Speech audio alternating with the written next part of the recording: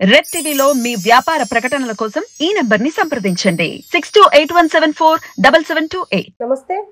ప్రస్తుతం మనతో పాటు సీనియర్ జర్నలిస్ట్ దాము బాలాజీ ఉన్నారు. ఆయనతో మాట్లాడదాం. నమస్తే సార్. సార్, రఘురామకృష్ణ టీడీపీలో చంద్రబాబు నాయుడు సీట్ ఇవ్వట్లేదు అని చెప్పి బ్లాక్మెయిల్ చేయడం స్టార్ట్ చేశారంట. అసలు ఎందుకు ఇలా చేస్తే ఇస్తారా సీట్? నిన్న దాదాపు ఒక 1 అవర్ పైన ఆయన ఒక ఛానల్కి ఇంటర్వ్యూ ఇచ్చారు.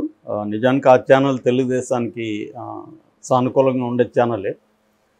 మరి వాళ్ళు అంతసేపు ఆయనతో ఎందుకు ఇచ్చారు, తెలుగుదేశాన్ని ఆయన బ్లాక్మెయిల్ చేస్తే కూడా ఎందుకు సైలెంట్గా ఉన్నారు తెలియదు, కానీ మొత్తానికి ఆయన ఇచ్చారు. అది ఇప్పుడు వైరల్ అయింది. సో రఘురామకృష్ణరాజు ఏంటంటే బేసిక్గా అందరికీ తెలిసిన విషయం, ఆయన గురించి కొత్తగా చెప్పాల్సిన అవసరం లేదు. ఆయన వైసీపీలో ఉండి వైసీపీలోంచి ఎంపీగా గెలిచి ఆయనకు జగన్కి ఏం ప్రాబ్లమ్స్ వచ్చాయి, కానీ ఆయన ముందు నుంచి కూడా జగన్ను వైసీపీని విమర్శించడమే ఆయన ఫుల్ టైం యాక్టివిటీ. వేరే యాక్టివిటీ లేదు ఆయనకి. ఆయన ఎంపీగా ఇంకే యాక్టివిటీ చేశాడో ఎవరికి తెలియదు. ఆయన ఇప్పటివరకు నేను నా నియోజకవర్గానికి పనులు చేశానని చెప్పింది ఎక్కడ వినలేదు, చూడలేదు. సో ఆయన ఫుల్ టైం యాక్టివిటీ తెలుగుదేశాన్ని వైసీపీని విమర్శించడం, జగన్ని విమర్శించడం వ్యక్తిగతంగా. దానికి ప్రతీకారంగా జగన్ అతన్ని రాజద్రోహ నేరం కింద సెడిషన్ అంటారు కదా, సెడిషన్ యాక్ట్ కింద అరెస్ట్ చేసి అతన్ని ఇబ్బంది పెట్టాలనుకున్నాడు. కానీ రఘురామకృష్ణరాజుకి ఉండే నెట్వర్క్ ముందు జగన్ నెట్వర్క్ పనిచేయలేదు. సో తను ఇమ్మీడియట్గా సుప్రీంకోర్టు వరకు మూవ్ చేయగలిగాడు, బెయిల్ తీసుకోగలిగాడు. దానివల్ల ఇంకా జగన్ ఇంకా ఈ మెథడ్ వద్దనుకొని ఇంకా ఆపేశాడు, సైలెంట్ అయిపోయాడు. సరే మాట్లాడుకొని అని వదిలేశారు. ఇంకా రెచ్చిపోయి రోజు రచ్చబండని చెప్పడం, ఢిల్లీలోనూ హైదరాబాద్లోనూ కూర్చోవడం చేయడం చేశాడు. దాంతోపాటు జగన్ని జైలుకు పంపించాలని కూడా ట్రై చేశాడు. కోర్టుల్లో కేసులు ఉన్నాయి, కొన్ని కోర్టుల్లో ఆయన మందలించాయి, కొన్ని ఏమో జగన్కి వ్యతిరేకంగా కూడా కొన్ని నోటీసులు ఇవ్వడం అవన్నీ చేశాయి. సో ఓవరాల్గా తన లక్ష్యం ఏంటంటే జగన్ని ఇబ్బంది పెట్టడం, జగన్ని జైలుకి పంపించడం, జగన్ ప్రభుత్వాన్ని దించేయడం. అది తప్ప ఇంకా ఆయనకి వేరే లక్ష్యం లేదు. ఈ లక్ష్యం వల్ల ఎవరికి ఉపయోగం? చంద్రబాబుకు ఉపయోగం, పవన్ కళ్యాణ్కి ఉపయోగం. అందుకని ఆయన హైలైట్ చేసింది. కానీ ఆయన ఒక వీరుడుగా, నిన్న కూడా ఏదో ఒక ఛానల్ చూశాను, ఒక జర్నలిస్ట్ చెప్తున్నాడు ఆయన ఒక వీరుడు అన్నట్టుగా మాట్లాడుతున్నాడు. సో ఆయన రాజ్యహింసను ఎదుర్కొన్నాడు, ఇట్లాంటి భాష అంతా మాట్లాడుతున్నాడు. సో దాన్ని బట్టి మామూలుగా అందరూ కూడా ఏమనుకున్నారంటే ఈసారి తెలుగుదేశం నుంచి ఆయన పోటీ చేస్తాడు, తెలుగుదేశం సీట్ ఇస్తుంది ఆయన అని జనం అంతా కూడా అనుకున్నారు. ఎందుకు ఆయన ఈ 4 ఏళ్లుగా జగన్ని ఆయన విమర్శించినట్టుగా తెలుగుదేశంలో కూడా ఎవరు అంత కన్సిస్టెంట్గా ఎవరు చేయలే. ఈయనకు దాదాపు డైలీ ఇదే పని. అట్లా ఉన్నప్పుడు నేచురల్గా ఎవరికి ఉపయోగం? తెలుగుదేశానికి. కాబట్టి తెలుగుదేశం వాళ్ళే అతన్ని ప్రమోట్ చేస్తున్నారు, కాబట్టి తెలుగుదేశం వాళ్ళు ఇస్తున్నారు అనుకున్నారు. ఆయన కూడా ఏం చెప్పాడు, నేను అది కూడా కోర్టు ద్వారా సంక్రాంతి టైంలో కోర్టు ద్వారా పర్మిషన్ తీసుకొని జగన్ నన్ను అరెస్ట్ చేయొద్దని చెప్పండి, నేను నా నియోజకవర్గానికి వెళ్తానని చెప్పి వెళ్ళాడు.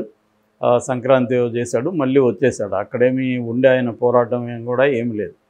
సో వచ్చేసిన తర్వాత ఆయన అనేకసార్లు అనౌన్స్ చేశాడు. ఆ మధ్య జెండా సభ జరిగింది తెలుగు సేన, అప్పుడు తాడేపల్లిగూడెంలో. అప్పుడు కూడా చంద్రబాబు, పవన్ కళ్యాణ్ ఎదురుగానే ఆయన అనౌన్స్ చేశాడు, నేను పోటీ చేస్తున్నాను, అది కూడా కూటమి నుంచే చేస్తున్నాను. ఫైనల్గా ఏమైంది? ఆ సీటు, నరసాపురం సీటు బీజేపీకి వెళ్ళింది. బీజేపీకి వెళ్ళినప్పుడు కూడా ఈయన బీజేపీ నుంచే ఇస్తారు అని అందరూ అనుకున్నారు. ఎందుకంటే కూటమి అంతా ఒకటే కదా, బీజేపీ నుంచి ఇస్తారేమో, అందుకని తెలుగుదేశం కూడా ఈ సీటును బీజేపీకి ఇచ్చింది అనేది అందరూ అనుకున్నారు. కానీ ఆశ్చర్యకరంగా అక్కడ శ్రీనివాస్ వర్మని పెట్టారు. సో దాంతో ఒకసారిగా జనం అందరూ కూడా షాక్ అయ్యారు, ఏంటిది ఈయనకి ఇవ్వలేకపోయారని. దాంతో ఆయన ఒక వీడియో చేశాడు, నాకు టికెట్ రానియకుండా జగన్ అడ్డుపడ్డాడు, జగన్ తన బీజేపీలో తన మనిషి అయిన సోము వీర్రాజు ద్వారా నాకు టికెట్ రాకుండా చేశాడు అనేది ఆరోపించాడు. దాంతో అందరికీ రకరకాల డౌట్లు వచ్చాయి. ఒకటేంటంటే జగన్ బలవంతుడా, కూటమిలో చంద్రబాబు బలవంతుడా? కూటమి ఎవరితో? బీజేపీ పొత్తు ఎవరితో? జగన్తోనా, చంద్రబాబుతోనా? సో చంద్రబాబు అనుకుంటే ఆ సీటును అసలు బీజేపీకి ఇవ్వకుండా ఉండొచ్చుగా. లేదు, నేను రఘురామకృష్ణరాజుకి ఇవ్వాలి, ఈ సీటు బదులు మీరు ఇంకేదన్నా అడగండి అని చెప్పొచ్చు కదా ఆయన.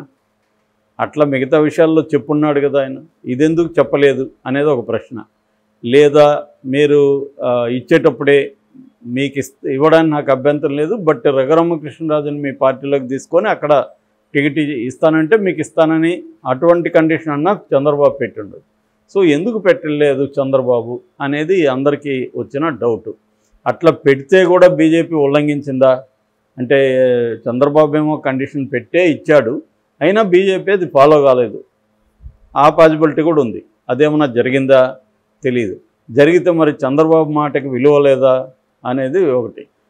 ఇంకొక సమస్య ఏంటంటే, జగన్కి అంత బీజేపీ మీద పట్టుంటే రఘురామకృష్ణరాజుని ఈ 4 ఏళ్ళు ఎందుకు డిస్క్వాలిఫై చేయకుండా ఉండగలిగాడు?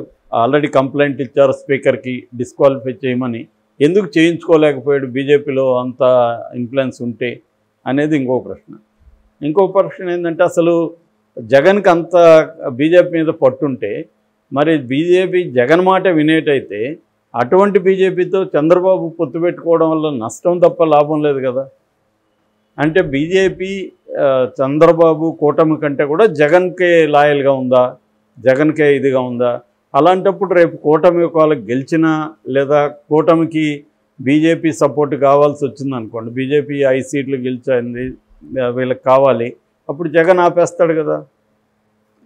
ఇలా అనేక ప్రశ్నలు మనకి డౌట్లు వస్తున్నాయి. సో దీని తర్వాత ఏం చేశాడంటే రఘురామకృష్ణరాజు కొన్ని పుకార్లు వచ్చాయి ఈ లోపల. అదేమొచ్చిందంటే, రఘురామకృష్ణరాజుకు బీజేపీ ఇవ్వలేదు కాబట్టి చంద్రబాబే కూటమి నుంచి ఇస్తున్నాడు, అది విజయనగరం ఖాళీగా ఉంది కాబట్టి అక్కడ ఇస్తాడు, విజయనగరంలో కళా వెంకట్రావుకు ఆఫర్ చేస్తే ఆయన వద్దన్నాడు, ఆయన ఎచ్చెర్ల అసెంబ్లీ అడిగాడు, కానీ ఎచ్చెర్ల అసెంబ్లీ ఆయన అశోక్ గజపతిరాజు కూతురికి ఇచ్చారు కాబట్టి ఈయన విజయనగరం ఖాళీగా ఉంది కాబట్టి రఘురామకృష్ణరాజుకి ఇస్తారు, అక్కడ కూడా క్షత్రియ పాపులేషన్ ఉంది కాబట్టి ఈజీగా ఆయన గెలిచే అవకాశాలు ఉన్నాయనేది ఒక వెర్షన్ వచ్చింది. లేదు, ఆయనకి అసెంబ్లీ అయితే ఉండి ఖాళీగా ఉంది, అక్కడ ఉండిలో ఇస్తారనేది కూడా వచ్చింది.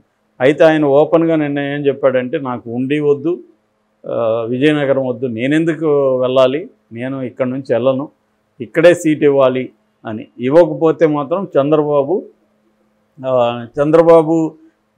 నమ్ముకున్నోడికే సీట్ ఇప్పించుకోలేకపోతే చంద్రబాబు రేపు పోలవరాన్ని ఏం కంప్లీట్ చేస్తాడు, సెంట్రల్ నుంచి ఏం తీసుకొస్తాడు అనేది ఆయన ఓపెన్గానే చెప్తున్నాడు. అంటే చంద్రబాబుని బ్లాక్మెయిల్ చేస్తున్నాడా అనేది కనిపిస్తుంది.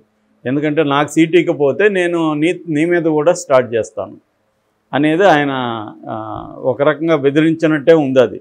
అంటే నాకు సీట్ ఇకపోతే పోలవరాన్ని నేను కంప్లీట్ చేయలేడు, బీజేపీ నుంచి ఏమి తెచ్చుకోలేడు అని ఇప్పుడే మాట్లాడుతున్నాడంటే, సీట్ ఇవ్వకపోతే ఇంకా చంద్రబాబు జనసేన కూటమికి యాంటీగా మాట్లాడతాడా, బీజేపీకి యాంటీగా? ఆల్రెడీ బీజేపీకి యాంటీగా కూడా మాట్లాడడం మొదలుపెట్టాడు. పురంధేశ్వరి రాజమండ్రిలో పోటీ చేసింది, ఆమె కాంగ్రెస్లో పదవులు అనుభవిస్తే ఆమెకి ఇప్పుడు ఇచ్చారు, దాని బదులుగా వీర్రాజుకో ఇచ్చి ఉండొచ్చు, ఇక్కడ అనకాపల్లిలో సీఎం రమేష్కి ఎందుకు ఇచ్చారు, దాని బదులు మాధవ్కి ఇచ్చి ఉండొచ్చు కదా అని. అంటే బీజేపీ ఎవరికి సీట్ ఇవ్వాలి ఎవరికి ఇవ్వకూడదు కూడా ఆయన మాట్లాడడం మొదలుపెట్టేశాడు. సో అంటే తనకు సీట్ ఇకపోతే బీజేపీని నేను వదలను, చంద్రబాబును వదలను అన్న సిగ్నల్ క్లియర్గా ఇచ్చాడు. మరి ఇప్పుడు చంద్రబాబు కానీ ఇతనికి ఇస్తే భయపడిస్తా ఉన్నాడు అనేది ఒకటి వస్తుంది. ఒకవేళ ఇస్తే ఇవ్వడానికి కూడా అది లేదు. అంటే చంద్రబాబు ఇప్పుడు బీజేపీని బెదిరించో బతిమలాడో అక్కడ ఉన్న సీటుని ఆల్రెడీ శ్రీనివాసరాజుకి ఇచ్చిన నర్సాపురం సీట్ని లాక్కొని ఈయనకి ఇవ్వాలి, అది ఇప్పుడు కండిషన్. మరి ఇది సాధ్యమా అనేది తెలియదు. సాధ్యం అవ్వాలంటే చంద్రబాబు భయపడాలి, ఈయనకి చంద్రబాబు భయపడాలి ఒక కండిషను. రెండోది ఈ చంద్రబాబు బీజేపీని ఒప్పించగలగాలి. మరి ఇంతకుముందు జగన్ మాటిని ఆయనకి సీట్ ఇకపోతే బీజేపీ ఇప్పుడు చంద్రబాబు మాటిని మళ్ళీ ఇస్తుందా? ఇదంతా ఇంత గందరగోళంగా ఉంది కూటమిలో. అంటే ఇప్పుడు ఈయన చాలా ఇంపార్టెంట్ ప్రశ్నలు రైజ్ చేశాడు యాక్చువల్గా రఘురామకృష్ణరాజు లేపిన ప్రశ్నలు కొన్ని న్యాయమైనవి కూడా. ఎందుకంటే ఆయన ఇప్పటి వరకు జగన్ మీద పోరాడాడంటే అది ఒక రకంగా చంద్రబాబు అండ చూసుకొని, చంద్రబాబు మీడియా అండ చూసుకొని, మీడియా విపరీతంగా ఆయనకి అండదండలు నిలబడింది. అప్పుడు ఆయన అరెస్ట్ చేసినప్పుడు కూడా చంద్రబాబు హెల్ప్ చేశాడని చెప్తారు. తనకున్న న్యాయ వ్యవస్థలో తనకున్న పట్టుని ఉపయోగించుకున్నాడు అని చెప్తారు. సో ఇలా ఉన్నప్పుడు మరి ఇప్పుడు ఆయనకి టికెట్ ఇవ్వాల్సిన మోరల్ రెస్పాన్సిబిలిటీ చంద్రబాబుదే కదా. చంద్రబాబు ఎందుకు ఇవ్వలేదు అనేది అందరికి కూడా ఉన్న డౌట్. ఇంకొంతమంది ఏమంటున్నారంటే చంద్రబాబు సంగతి తెలిసి కూడా నిన్ను కూడా నమ్మంటున్నాడు చంద్రబాబుని. Chandrababu use and throw guy. Already Undavalli శ్రీదేవికి ఏం చేశాడు, మాట ఇచ్చాడు, వదిలేశాడు. ఆమె వెన్నుపోటు కత్తి పెట్టి ఆమె రాజకీయాలు ఎలా ఉంటాయో తెలిసిందనింది. మేకపాటి చంద్రశేఖర్ రెడ్డికి ఇవ్వలేదు, రెబల్గా వచ్చిన వాళ్ళకి. సో తనకి ఉపయోగపడతారనుకుంటే ఉపయోగించుకుంటాడు, అయినా వదిలేస్తాడని చెప్తున్నారు. ఆయనే కాదు, ఇవాళ రాజకీయాల్లో అందరూ అదే చేస్తారు. నువ్వు వాడికి ఉపయోగమా కాదా చూస్తారు ఒకటి. రెండవది, ఇటువైపు నుంచి ఆలోచించినప్పుడు చంద్రబాబు ఎందుకు ఇవ్వాలి అని ఆలోచించినప్పుడు రఘురామకృష్ణరాజు జగన్ని తిట్టడం తప్ప ఆయన ఇంకేమీ చేసింది లేదు నియోజకవర్గంలో. సో నియోజకవర్గంలో ఏమి చేయనప్పుడు ఆయన గెలిచే విన్నబిలిటీ ఉందా రఘురామకృష్ణరాజుకి? ఆ సర్వే కూడా చంద్రబాబు చేయించాడు.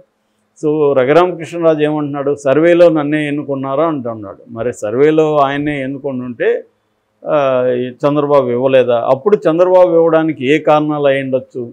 రేపు పొద్దున్న రఘురామకృష్ణరాజు మనకు కూడా ఏకేమేకే గుర్తుంటాడేమో. ఆయన డిమాండ్లకి మనం తలకోకపోతే మనకి యాంటీగా కూడా స్టార్ట్ చేస్తాడేమో. ఎందుకు వచ్చింది తన్ని ఎంగేజ్ చేయడం, ఇప్పటివరకు ఉపయోగపడినాడు చాలు అని ఏమన్నా అనుకున్నాడా? ఇవన్నీ ఉన్నాయి. ఏం జరగబోతుందనేది చూడాలి.